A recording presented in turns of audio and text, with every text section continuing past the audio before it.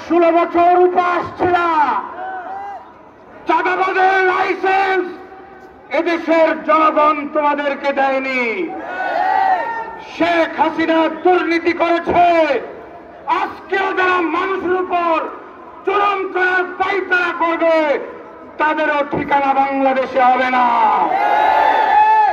পরিষ্কার আজকে প্রমাণ হয়েছে, যারা ক্ষমতায় ছিল, যারা 16 বছর ক্ষমতায় যাওয়ার জন্য চেষ্টা করেছে, তাদের কাছে দেশের মানুষের সম্পদ, দেশের মানুষের ইজ্জত আজকে তাদের কাছে নিরাপদ নয়।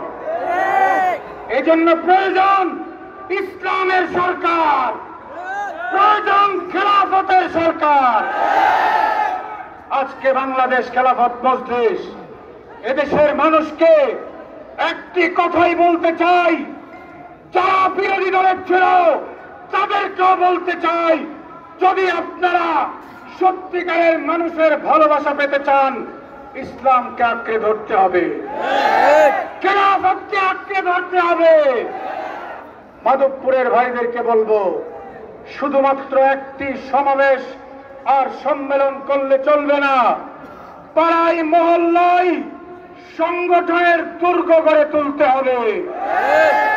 যদি আমরা খেলাফতের এই দাওয়াত নিয়ে, খেলাফতের এই আহ্বান নিয়ে মানুষের শান্তি এবং নিরাপত্তার নিশ্চিত গ্যারান্টি জাতিকে জানাইতে পারি, বাংলার জমিনে খেলাফত কায়েম হবে। আমরা কি বাংলাদেশে খেলাফত দেখতে চাই? আসুন খেলাফত মজলিসের পতাকা তলে ঐক্যবদ্ধ করি।